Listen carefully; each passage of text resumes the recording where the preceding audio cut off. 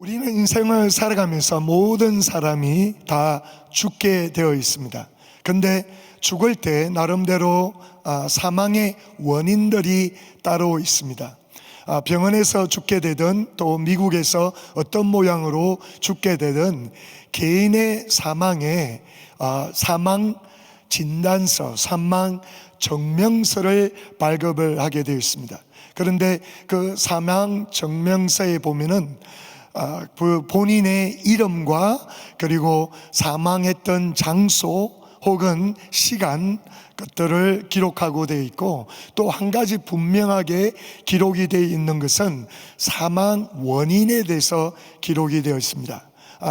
병으로 죽게 되는 경우에는 그 병명, 암 때문에 또 이런 이유 때문에 죽었다고 기록이 되어 있고, 또 사고로 죽게 되면 자동차 사고로 어떻게 해서 죽었다는 원인이 기록이 되어 있고, 또 병장으로 전쟁에 나가서 죽게 되었으면 또 여차 이렇게 사망이 원인이었다고 기록이 되어 있습니다.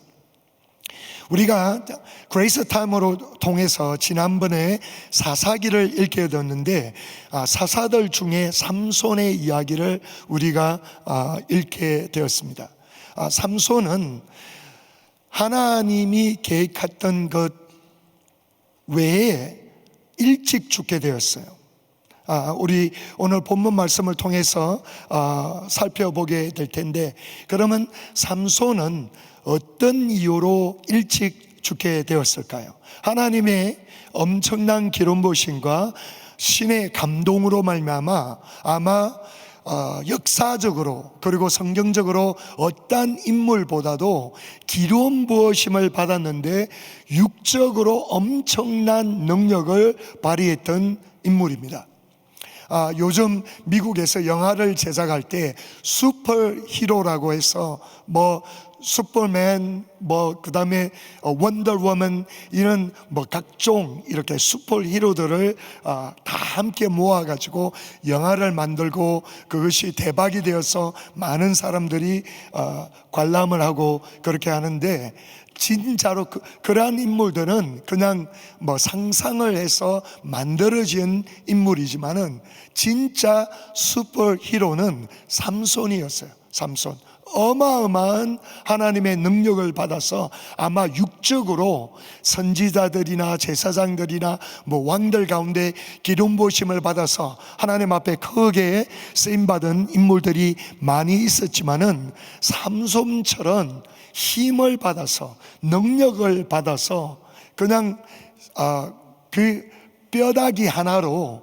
1,000명을 단번에 죽이는 역사, 그런 일도 이루고, 그 다음에 이 가사에 가서 장기야 밤을 세웠는데 그 주변에 있는 블레셋 사람들이 삼손이 우리 도시에 왔다 해서 우리가 밤에 잠복하고 있다가 새벽이 되면 그를 잡아 죽이자 하고 이렇게 있었는데, 이 삼손이 밤중에 일어나서 성 문짝을 뽑아다가 어깨에 메고 기둥하고 함께 가사에서 헤브론 산꼭대기에 밤새 걸어갔다고 기록을 하고 있습니다. 이것은 40마일이에요. 40마일을 그 무거운 문짝들과 기둥들을 어깨에 메고 40마일을, 그리고 헤브론의 산꼭대기까지 걸어 올라갔다는 거예요. 그 완전히 슈퍼파워 중에 슈퍼파워였습니다. 어마어마한 능력을 부여받았던 삼손이에요. 그런데 안타깝게도 블레셋이 그 당시에 하나님의 백성들이 범죄함으로 말미암아 40년 동안 이스라엘 민족을 괴롭혔는데, 안타깝게도 이 삼손은 사사였는데 20년밖에 이스라엘을 다스리지 못했어요. 하나님의 뜻은 40년뿐만 아니라 블레셋 민족을 다 무찌르고 이스라엘 민족들을 자유케 할 수 있는 그러한 어마어마한 기름 부으심과 능력을 부여하였는데, 안타깝게도 그가 하나님이 기뻐하지 못하는 삶을 살았기 때문에 단명하게 되어서 20년만 다스리다가 죽게 되었습니다. 그런데 이 삼손이 왜 단명했을까요? 왜 이 삼손이 짧게 일찍 죽게 되는 그 원인이 무엇이었을까요? 그것을 살펴보면서 저와 여러분들이 신앙생활 하면서 새로운 결단을 해서 하나님이 계획하시는 대로, 하나님이 기뻐하시는 대로 우리가 삶을 살아가며 하나님 앞에 크게 쓰임받을 수 있는 저와 여러분이 되시기를 예수님의 이름으로 축원합니다. 그래서 오늘 삼손이 일찍 죽은 원인을 우리가 살펴보면서 우리의 신앙을 다시 한번 되돌아보면서 새로운 결단을 할 수 있는 저와 여러분이 되기를 예수님의 이름으로 축원합니다. 그러면 첫 번째 삼손이 일찍 죽은 그 원인은, 그것은 바로 삼손은 거의 하나님과 긴밀한 교제를 한 흔적이 없어요. 삼손은 주님과의 친밀한 교제를 하지 않았습니다. 그는 능력을 받았고, 그리고 그의 정욕대로, 그의 감정대로, 그가 원하는 대로 그냥 자기 멋대로 그냥 살았던 사람이에요.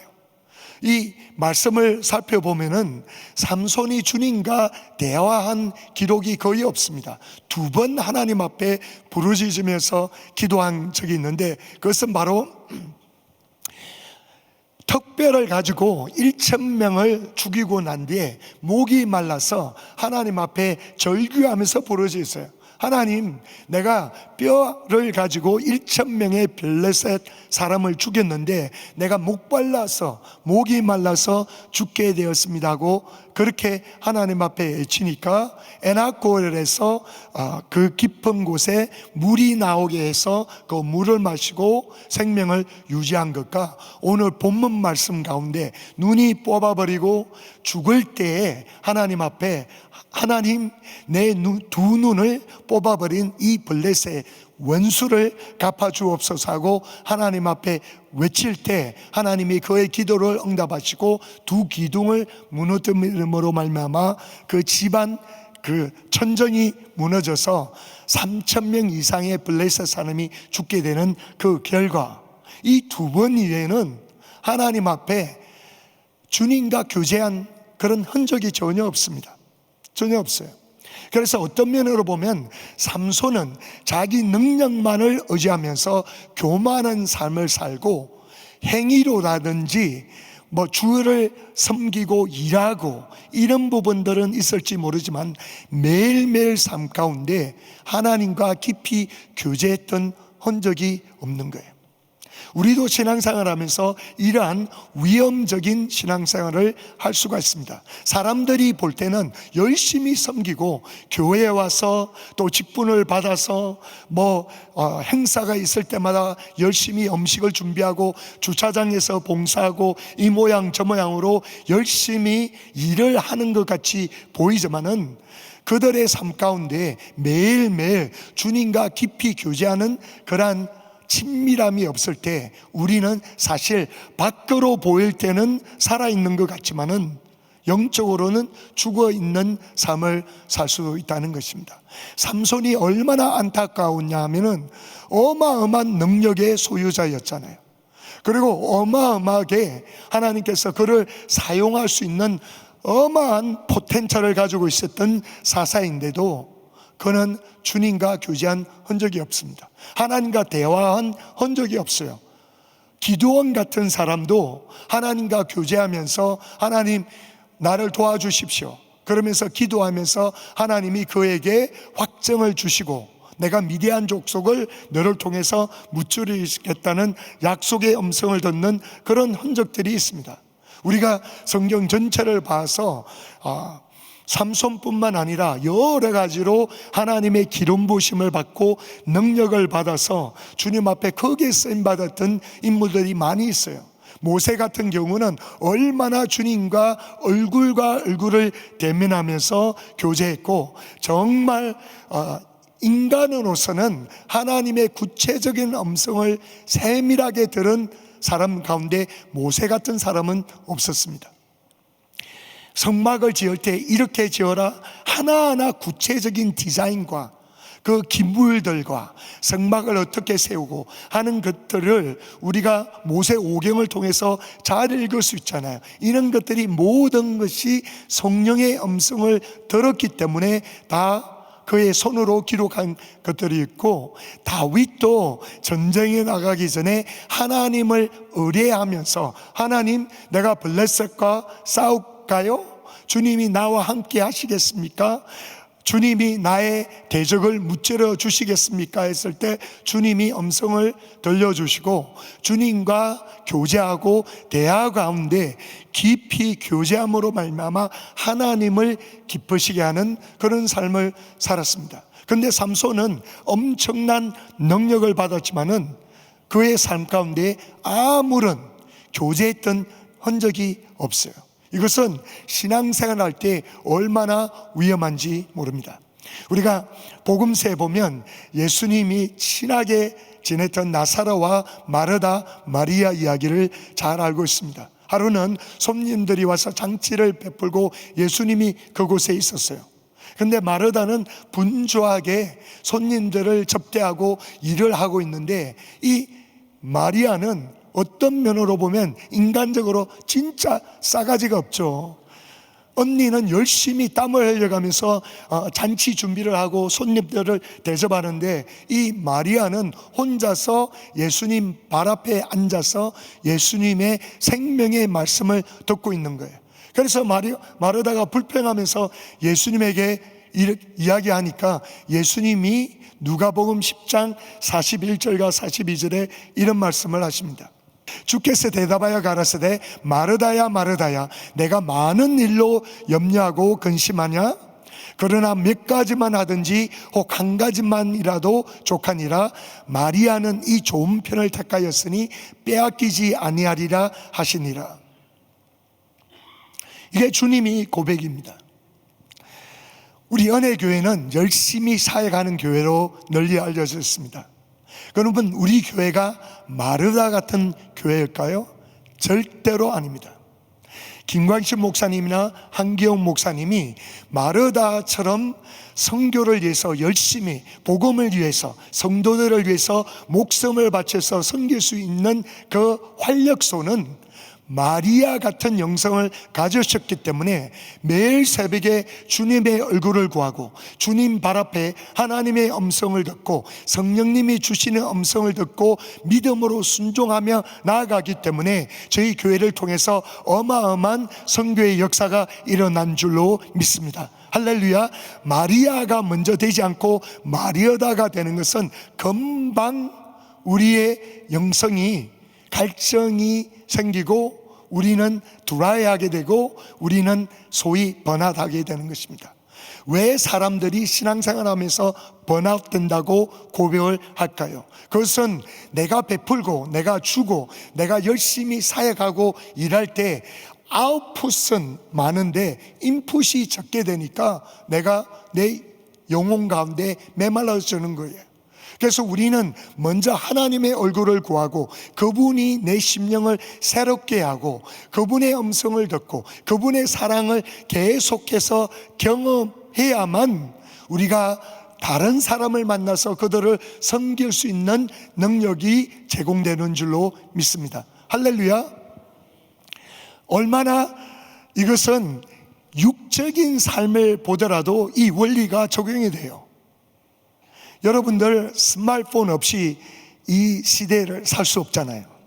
모든 것이 텍스트도 하고 이메일도 체크하고 그 다음에 중요한 또 사모하는 설교 말씀을 다시 듣게 되고 찬양도 보게 되고, 그래서 요즘은 스마트폰 없이는 삶이 안 되는 그런 세대에 우리가 살아 있습니다. 그런데 여러분들이 주무시기 전에 뭐 하죠? 꼭 잊어버리지 않는 게 뭐죠? 폰 찰지 하시잖아요. 그러잖아요. 찰지해서 밤새도록 배터리가 찰지가 돼야지 그 다음 날 하루 종일 셀폰을 쓸 수 있으니까 찰지하잖아요. 그런데 우리가 육적인 삶을 살아가면서 생활에 필요한 아이폰과 삼성폰은 매일매일 찰지해서 사용을 하는데 우리의 영혼은 왜 하나님의 얼굴을 바라며 기도하며 말씀을 묵상하면서 내 영혼을 차지하지 않고 교회에 와서 열심히 신나게 돌아다니면서 신앙생활을 하냐. 그러면서 내가 육적인 결정을 하고 육적인 모습으로 사람들과 부딪히면서 갈등하고 힘들어하고, 왜냐하면 내가 내 영혼을 위찰지하지 않으니까. 셀폰을 매일매일 찰지해야 된다면 우리 영혼도 주님과 깊은 교제로 매일매일 위찰지해서 하나님이 기뻐하시는 대로 사역을 열심히 감당할 수 있는 저와 여러분이 되시기를 예수님의 이름으로 축원합니다. 할렐루야. 우리에게 하나님이 주신 가장 첫 번째 계명은 마태복음 22장 38절 말씀, 7절과 8절 말씀, 37절 말씀, 예수께서 가라사대 때 내 마음을 다하고 목숨을 다하고 뜻을 다하여 주 너의 하나님을 사랑하라 하셨으니 이것이 크고 첫째 되는 계명이요. 내가 하나님 앞에 쓰임받기 전에, 내가 사역하기 전에, 내가 남을 섬기기 전에 하나님이 우리에게 가장 먼저 주신 첫 번째 계명은 우리 온 마음을 다하여, 온 생명을 다하여 주님을 사랑하는 것이라는 거죠. 신앙의 모든 동기는 그분을 사랑하기 때문에 하는 동기인 줄로 믿습니다. 그분을 사랑하지 않고 내가 남들 앞에 보이기 위해서 나의 열심으로, 나의 열정으로 섬기고 땀을 흘리는 것은 하나님이 기뻐하지 않으세요. 매일매일 삶 가운데 깊이 그분의 사랑을 다시 한번 경험하고 그분이 나에게 은혜 베푸신 것에 감사함으로 말미암아 그 감동이 너무나 벅차기 때문에 눈물 흘리며 또 하나님이 기뻐하시는 사역을 감당하고 그분의 성령의 능력을 의지하며 이 교회를 섬기고 복음을 위해서 헌신하는 그 순서를 하나님이 더욱더 기뻐하시는 줄로 믿습니다. 할렐루야. 그렇기 때문에 미가서 6장 8절에도 이렇게 하나님이 우리에게 명령하고 계세요. 사람아, 주께서 선한 것이 무엇임을 내게 보이셨나니 여호와께서 내게 구하시는 것이 오직 공의를 행하며 인자를 사랑하며 겸손히 내 하나님과 함께 행하는 것이 아니냐. 매일매일 주님과 깊이 동행하는 삶을 하나님이 우선적으로 기뻐하시는 줄로 믿습니다. 할렐루야. 안타깝게도 삼손에게 하나님은 어마어마한 은사를 주셨어요. 전무후무한 그런 능력을 보유하게 하셨어요. 그러나 그가 하나님과 친밀함이 없었기 때문에 그는 능력만 받고 은사만 의지해서 자만하게 감정대로 움직이면서 살아갔던 지도자였습니다. 근데 그에게는 성숙함도 없었고 그에게는 성품이나 인격도 부족했고, 왜? 친밀함을 무시했기 때문에. 주님과 친밀함을 무시하게 되면 우리는 영적으로 성숙하게 못하게 되고, 또 주님과의 친밀함을 거부하게 되면 우리의 인격과 우리의 성품을 하나님께서 만져주실 수가 없습니다. 우리가 이제 연말이 가까워지는데 정말 우리가 뒤돌아보면서 신앙생활을 다시 점검할 때 내가 얼마나 많이 전도하고 내가 얼마나 많이 섬기고 이 모양 저 모양 가시적으로 뭘 많이 했다 하는 것보다도 내가 주님과 얼마나 1년 동안 친밀하게 살면서 나의 인격이 작년보다 더 성숙해졌나, 나의 믿음이 작년보다 더 성장해졌냐, 그리고 내가 내 감정대로 하지 않고 하나님이 기뻐하시는 뜻이 무엇이었는지를 분별하면서 내 사명에 전념하였나, 이런 것을 점검할 수 있는 저와 여러분이 되시기를 예수님의 이름으로 축원합니다. 우리 신앙의 가장 우선순위는 주님과 친밀한 교제인 것을 늘 기억할 수 있는 저와 여러분이 되시기를 예수님의 이름으로 축원합니다. 그래서 사망 전명서에 삼손의 이름이 적혀 있으면서 첫 번째 이유는 삼손이 단명했던 원인은 그는 주님과 친밀한 교제가 없었다였습니다. 두 번째 삼손의 사망 원인은 그는 독불 장군이었어요. 삼손은 독불 장군이었습니다. 혼자 다 했어요. 모든 사역을 혼자 했습니다. 팀 사역을 한 흔적이 하나도 없어요. 하나도 없습니다. 사사들 가운데 기드온도 그렇고 바락도 그렇고 여러 사사들은 하나님의 사명을 인식하고 적군이 와서, 원수들이 와서 백성들을 짓누르고 괴롭게 했을 때 그가 사명을 받은 자로서 군대를 소집했습니다. 군대를 소집해서 함께 하나님의 사명을 깨닫고 적군을 격파하는 그러한 은혜를 입었던 사람들이었습니다. 그런데 이 삼손은 혼자 완전히 원맨 쇼였어요. 그가 죽었던, 단명했던 이유는 혼자서 원맨쇼 독불 장군으로 신앙생활하고 사역을 감당했기 때문에 그렇습니다. 어느 한 군데도 삼손의 이야기 가운데 뭐 군대를 소집한다든지 아니면 팀 사역을 했다든지 아니면 제자를 만든다든지 흔적이 하나도 없어요. 혼자서 멋대로 자기 감정대로 능력 가지고 그냥 해치고 그렇게 다니던 사람입니다. 그런데 왜 이렇게 삼손이 독불 장군으로 자랐을까요? 우리가 알다시피 마노아와 그 아내가 불림했어요. 애를 못 낳던 여자였습니다. 그런데 갑자기 천사가 나타나서 너에게 아들을 주리니 그 아들은 나실린, 평생 하나님 앞에 드림받은 그런 인물일 거라고 고백을 해요.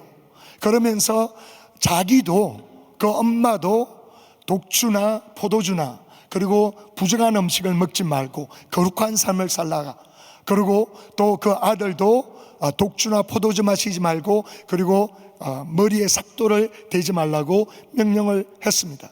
아마 이 엄마가 나이가 들어서 삼손을 낳았던 것 같아요. 제가 보기에는 말씀을 더불어 봤을 때 뭐 동생들과 함께 무슨 사역을 하고 그런 흔적이 전혀 없습니다. 죽었을 때 사사기 16장 31절에 보니까 죽고 난 뒤 그 형제와 아비의 온 집이 다 내려가서 그 시체를 취하여 가지고 올라와서 이렇게 기도하고 있는데, 원문을 보면 그 형제와 그 아비의 온 집안이라고 그럴 때 자기 종족들, 단지파 출신이었잖아요. 그러니까 단지파 출신의 집안 사람들과 형제들이 와서 그 시체를 가지고 갔다고 해석하는 게 맞습니다. 그렇다면 삼손은 무남동녀로 자랐어요. 그러니까 왜 개인적이고 이기적이고 혼자밖에 모르는 그런 사람이었냐면, 혼자 자랐으니까 협력하고 동력하는 것에 대해서 전혀 할 수 없는 사람입니다. 얼마나 나이 들어서 무남동녀로 아들이 태어났으니까 우리가 알지 못하지만 상상할 수 있는 것은 어마어마하게 그 아들을 스포일시킨 거예요. 다른 사람은 전혀 상관하지 않고 자기 원하는 대로 자기 고집대로 살아간 사람이었습니다. 어떻게 할 수 있냐면은 블레셋의 여자를 보고 딥나에 가서 여자를 보고 자기 눈에 보기에 좋으니까 나 이 여자 아내로 주십시오. 아버지가 우리 형제들 가운데 여자가 없어서 너가 블레셋 사람한테 가서 그 여자를 구하려고 하냐? 하나님 말씀에 어긋나는 거잖아요. 그런데 생고집을 부리면서 달라고, 그 여자가 내 눈을 충족시키니까 달라고. 몸은 거인처럼 어마어마한 능력을 보유하고 있었지만 아내는 그 10년 가운데는 아직도 불평하고 그냥 퉁명스러운 고집스러운 그 아이가 그대로 남아있었던 거예요. 그런데 이 삼손은 세례 요한과 비교하면 완전히 다릅니다. 우리가 알다시피 세례 요한도 엘리자베스가 나이가 들어서 낳은 아들이었어요. 세례 요한도 무남동녀였습니다. 그런데 차이가 뭐냐면은 세례 요한은 그 엘리자베스와 남편이 나이가 들어서 낳았던 아들이기 때문에 우리가 복음서를 보면 광야에서 세례 요한은 자랐어요. 아버지가 빨리 죽었던 것 같습니다. 그러니까 하나님이 직접 그 아들을 광야에서 키웠으니까 세례 요한은 제자들도 만들고 함께 하나님이 기뻐하시는 그 사명을 감당했어요. 혼자 하지 않았습니다. 그런데 오히려 삼손은 아마도 부모들이 늦게 불임하면서 오랫동안 자식이 없었던 가운데 그 아이를 그냥 완전히 이기적인 사람으로 만드는 거예요. 저도 목회하면서 제가 무남동녀는 아니지만 외동아들이거든요. 장남에다가 3세대 외동아들이었습니다. 그런데 제가 목회자가 되고 보니까 외동아들로 자란 것이 나에게 걸림돌이더라고요. 하나님이 이것을 많이 오랫동안 다루셨습니다. 제가 보기에는 그래도 굉장히 사랑받고 기용받고 자랐거든요. 그것이 내 마음 가운데 이기적이고 혼자 있고 이렇게 혼자 하는 그런 기질이 있는 거예요. 그런데 목회자로서 어떻게 그렇게 할 수 있어요? 제가 계속 성도들을 섬기고 계속 제자들을 양육해야 되는데 하나님이 이 부분을 부수시는 거예요. 이제는 양들과 성도들과 함께 하는 것이 나에게 얼마나 기쁨인지 모릅니다. 할렐루야. 하나님이 우리에게 부르신 대사명은 너희는 가서 모든 족속으로 제자 삼으라고 명령을 하셨습니다. 할렐루야. 제자는 내 혼자 만들 수 없잖아요. 삼손은 한 번도 함께한 적이 없습니다. 그러나 우리는 더불어서 동력하고 교회와 더불어 교회를 통해서 하나님의 뜻을 이루어가는 줄로 믿습니다. 혹시라도 내 심령 가운데 개인적인 사상, 이기적인 그런 부분들이 있다면 철저하게 성령께서 그것을 부수시고 나를 통해서 어떻게 하면 한 사람 더, 어떻게 하면 더 영향력을 끼쳐서 그들의 신앙이 자라고 그들을 통해서 예수의 제자가 우죽선처럼 세워지는 그런 축복을 누리기를 예수님의 이름으로 축원합니다. 우리가 기억해야 될 것은 천국에 가져갈 수 있는 것은 하나도 없습니다. 돈도 가져갈 수 없고 자동차도 가져갈 수 없고 집도 가져갈 수 없고 여러분 대학교 졸업장도 가져갈 수 없고 아무런 소용이 없는 곳이 천국이에요.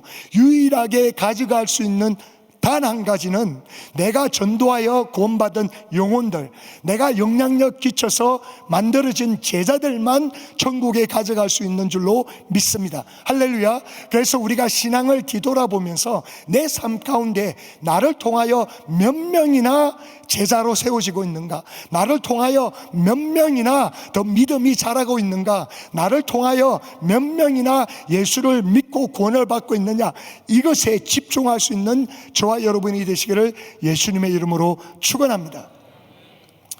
여러분들 가운데 빌리 그레이엄 목사님을 모르시는 분은 아무도 없으실 거예요. 얼마나 정말 이벤젤리스트로 온 세계를 다니면서 유명한 정치인들이나 또 하찮은 사람이나 상관없이 열방 가운데 숫자를 헤아릴 수 없을 만큼의 100만 명의 이상의 영혼들이 빌리아 그레이엄 목사님을 통해서 구원을 받았다고 해요. 그런데 빌리 그레이엄 목사님은 어마어마하게 하나님 앞에 쓰임받았죠.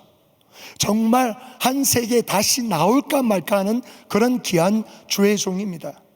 그런데 여러분들 혹시 닥터 제임스 케네디라고 아세요? 전도 폭발하신 분들은 너무나 잘 아실 것입니다. 전도 폭발 창시자세요. 그런데 이 전도 폭발은 온 세계에 많은 언어로 번역이 되어서 지난 50년, 60년 이상으로 많은 전도자들을 했습니다. 그래서 폭발이잖아요. 내 한 사람이 두 사람의 훈련생들을 훈련해서 그도 복음을 전할 수 있고, 그래서 몇 세대가 지나면 폭발적으로 전도자들이 양성되고 제자들이 양성돼서 그들이 복음을 전하면 또 어마어마한 숫자들이 예수를 믿게 됩니다. 제가 확신하는 것은 빌리 그레이엄 목사님보다 닥터 제임스 케네디를 통해서 구원받은, 전도 폭발을 통해서 구원받은 영혼들이 훨씬 더 많다는 것입니다. 저는 잘 모르지만 천국 가서 알게 되겠지만 빌리 그레이엄 목사님과 제임스 케네디 목사님 사이에서 제가 볼 때는 제임스 케네디 목사님이 훨씬 더 큰 상급을 받을 것 같아요. 우리는 빌리의 그램 목사님처럼 유명하지 않습니다. 유명할 필요도 없습니다. 하지만 내 삶을 통해서 내가 독불 장군이 아니고 혼자서 사역하는 것이 아니라 내 주변을 살펴봐서 이 사람들이 미숙하고 내가 사역을 하면 훨씬 더 효과적으로, 훨씬 더 빨리 할 수 있습니다. 그러나 인내함을 가지고 형제와 자매야, 미숙하지만 서투르지만 실수할 수 있지만 참아주면서 그들을 도와서 함께 사역의 동력자가 되게 도와주고, 또 예수의 제자가 되도록 내가 투자하면, 사람에게 투자해서, 혼자 하지 않고 사람에게 투자해서 천국 갈 때 무수한 사람들을 옆에 함께 끼고 천국에 가서 하나님 앞에 칭찬받는 저와 여러분이 되시기를 예수님의 이름으로 축원합니다. 할렐루야.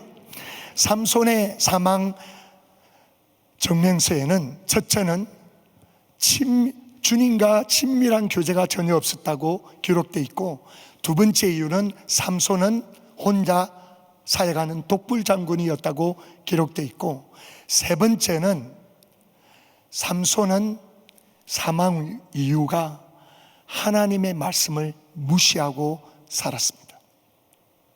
자기 감정대로 신앙생활을 했던 사람입니다. 우리는 많은 경우에 어떤 사람이 능력을 베푸고 어떤 사람이 일을 많이 하니까 저 사람이 신앙생활 제대로 하고 있다고 착각할 수 있습니다. 그런데 크리스천 삶은 단편적으로 대답한다면 우리의 삶은 하나님의 말씀대로 사는 것이 크리스천 삶인 줄로 믿습니다. 내 감정대로 아니고 내 고집대로 아니고 하나님의 말씀을 두려워하면서 그 한 말씀이라도 어떻게 하면 순종해 볼까 하고 발부둥 치면서 하는 것이 올바른 신앙생활인 줄로 믿습니다. 삼손은 하나님의 말씀을 분명히 알았어요. 이방 여인과 결합하지 말라. 그것은 하나님 앞에 범죄하는 것이라고 분명히 말씀을 알았을 것입니다. 그러나 그는 정욕에 따라, 감정에 따라 세 여자와 동침한 것이 기록되어 있는데 더 많을 수 있겠죠.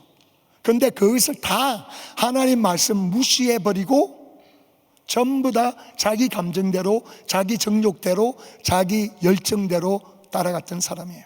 그것이 그의 패망의 원인이었습니다. 원인이었어요. 예수님도 우리에게 이렇게 말씀하시잖아요. 나를 사랑하는 자는 나의 계명을 지키리라.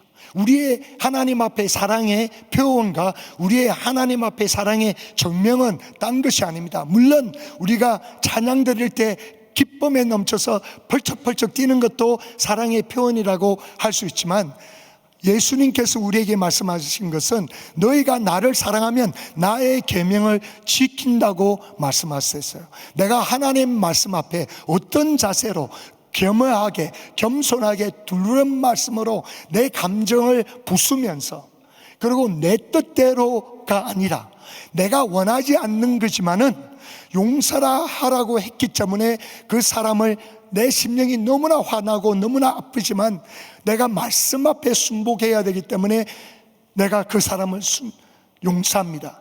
내가 정말 손해받는 것 같지만 하나님의 말씀 앞에 순종합니다. 그것이 주님을 기쁘게 해드리는 줄로 믿습니다. 할렐루야. 그런데 우리가 말씀을 순종하면 그 순간에는 손해보는 것 같고 그 순간에는 불이익을 당하는 것 같지만, 하나님은 우리를 바라보고 계시고 우리의 순종을 축복하시고 반드시 그분의 영광을 드러내게 하시는 줄로 믿습니다. 사랑하는 성도 여러분들, 우리는 정말 신앙생활하면서 여러 가지로 복잡하게 우리 스스로를 속일 수가 있습니다. 우리가 하나님을 사랑한다고 고백하는 것은 그분의 말씀 앞에 내가 서 있다는 것입니다. 그분의 말씀 앞에 내가 어떻게 대응하느냐가 내 신앙의 전부입니다. 그래서 그분을 기쁘게 할 때 우리 삶 가운데는 풍성한 열매를 맺게 되는 줄로 믿습니다.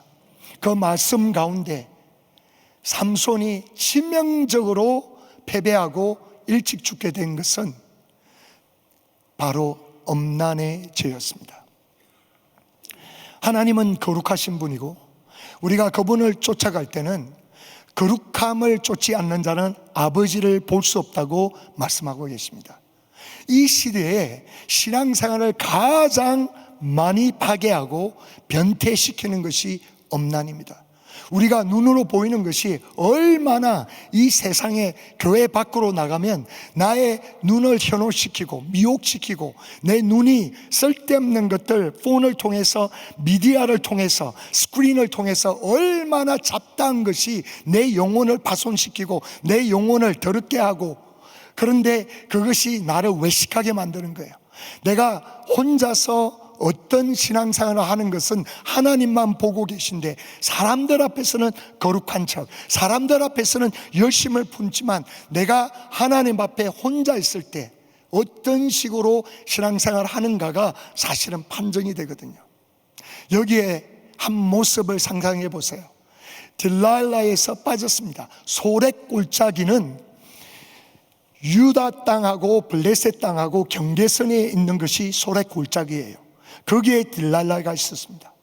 이것이 영적으로 우리에게 주시는 의미는, 우리가 불 가까이에서 장난하면 불에 타 죽을 수 있어요. 물 가까이에서 장난하면 물에 빠져 죽을 수 있습니다. 그 골짜기에는 바로 블레셋과 유다 땅의 경계선에 딜랄라가 있었어요. 우리 신앙생활 가운데 하나님은 여러 가지로 경고합니다. 너가 이곳에 빠지면, 너가 이런 습관을 버리지 못하면, 너가 사람이 보지 않지만 이런 죄를 계속해서 유지하고 있으면 너의 머리에 삭도가 되게 된다. 경고를 계속하는데 우리는 거부할 때 우리의 기름 부으심은 점차 파손되게 됩니다. 딜랄라한테 빠져서 3번이나 거짓말을 하면서 거부를 하는데, 매일 밤 집요하게 딜랄라가 유혹을 하니까 결국 그의 비밀, 그 기름 부으심, 하나님의 능력의 소스를 노출해버린 거예요. 그래서 딜랄라가 삼손의 머리를 그 무릎에 얹고는 잠을 자게 해서 블레셋 방백들을 보내서 삭도를 대서 머리를 자르게 됩니다. 이 모습은 사실은 남편과 아내로서 유지할 수 있는 엄청난 친밀한 모습이에요. 아내의 무릎에 남편의 머리를 두고 아내가 그 머리를 쓰다듬으면서 사랑의 고백을 하는, 그 정말 부부만이 가질 수 있는 그 친밀한 관계입니다. 저는 머리카락이 없어서 제 아내가 머리를 만지지 못하고 제 이마를 그냥 툭툭 두드릴 수 있겠지만, 그런데 이것이 사단의 유혹이에요. 사단의 유혹은 비밀한 가운데, 남이 보지 않고 굉장히 프라이빗한 모습 가운데, 엄밀하게 조용한 가운데 그와 나만이 즐길 수 있는 향락, 쾌락, 엄난 가운데 내 머리가 잘려져 나가고 내 기름 부심이 퇴색되는 것을 깨닫지 못합니다. 삼손은 나중에 기둥을 부러뜨려서 지붕이 내려앉으면서 3,000명의 블레셋 사람과 죽을 때 죽은 것이 아닙니다. 삼손은 딜랄라 무릎에서 이미 죽었습니다. 사랑하는 성도 여러분, 성경 말씀은 이렇게 말씀하고 있어요. 요한일서 2장 15절에서 17절에 이런 말씀을 하고 계십니다. 이 세상이나 세상에 있는 것들을 사랑치 말라. 누구든지 세상을 사랑하면 아버지의 사랑이 그 속에 있지 아니하니, 이는 세상에 있는 모든 것이 육신의 정욕과 안목의 정욕과 이생의 자랑이니 다 아버지께로 온 것이 아니요 세상으로 쫓아온 것이라. 이 세상도 그 정욕도 지나가되 오직 하나님의 뜻을 행하는 이는 영원히 거하느니라. 아멘. 이 세상에 있는 모든 것이 3가지로 다 종합되어 있어요. 육신의 정욕과 안목의 정욕과 이생의 자랑. 특별히 이 세대는 엄난, 그 우리가 눈으로 보이는 것 때문에 죄가 들어오고, 죄가 들어옴으로 말미암아 내 안에 있는 하나님의 능력과 기름 부으심과 하나님과의 친밀한 교제가 파손되는, 그리고 교회에 와서는 아무도 그 부분에 대해서 거론하지 않는, 왜냐하면 숨어서 짓는, 너나 나나 우리가 다 물려있는 그러한 죄가 될 수 있습니다. 제가 어떻게 들어왔죠? 창세기 3장 6절에 이렇게 말씀하십니다. 여자가 그 나무를 본적 먹음짓도 하고 보암짓도 하고 지혜롭게 할 만큼 탐스럽게도 한 나무인지다. 그 여자가 그 실과를 따먹고 자기와 함께한 남편에게도 주매 그도 먹은지라. 그 여자가 본적, 선악과를 본적 유혹이 들어온 거예요. 그러니까 우리 눈을 얼마나 감춰야 되는지 모릅니다. 엄난에 우리 눈을 거부해 버려야 됩니다. 왜냐하면 내가 엄난을 파괴하지 않으면 엄난은 나를 죽이게 되어 있습니다.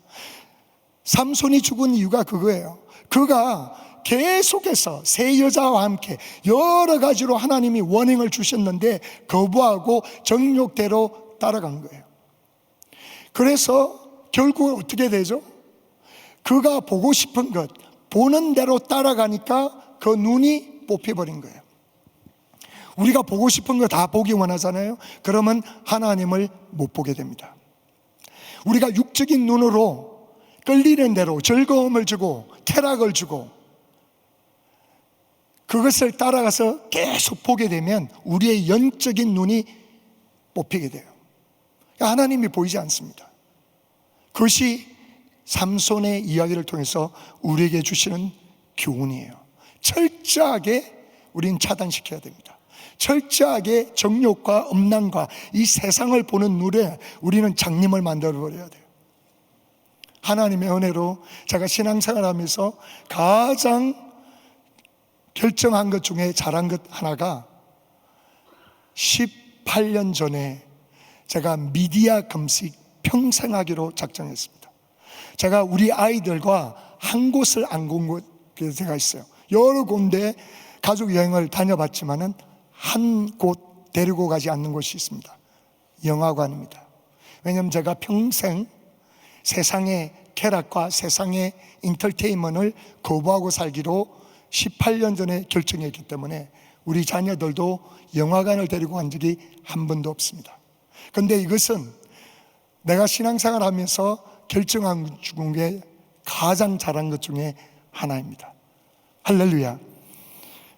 제 와이프 선택한 것 다음으로. 사랑하는 성도 여러분, 말씀을 맺도록 하겠습니다. 사망 진단서 삼손, 죽은 곳 블레셋 지방.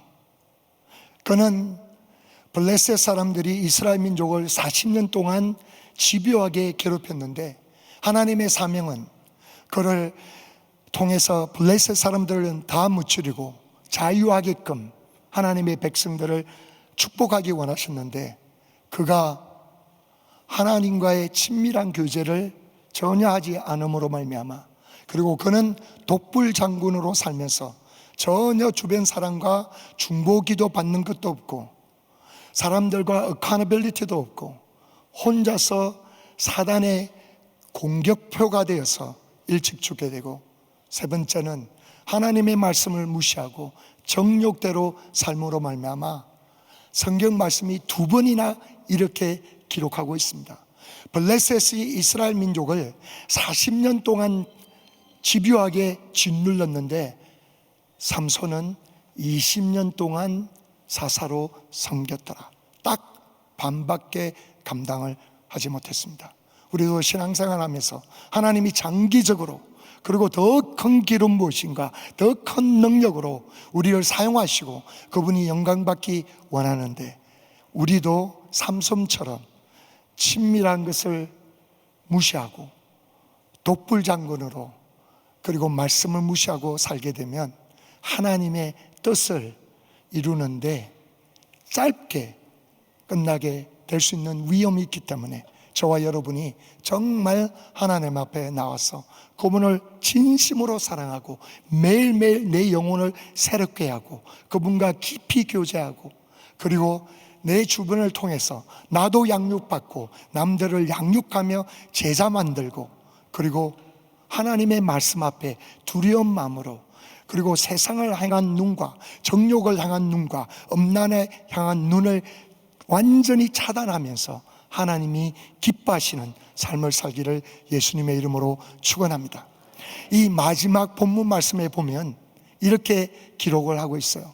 삼손이 살아있을 때보다 죽을 때 블레셋 사람을 더 죽였더라, 이렇게 기록되고 있어요. 이것은 우리에게 엄청난 교훈을 주고 계십니다. 삼손이 눈이 뽑히고 난 뒤에 삼손이 죽을 때 더 적군을 파헤친 거예요.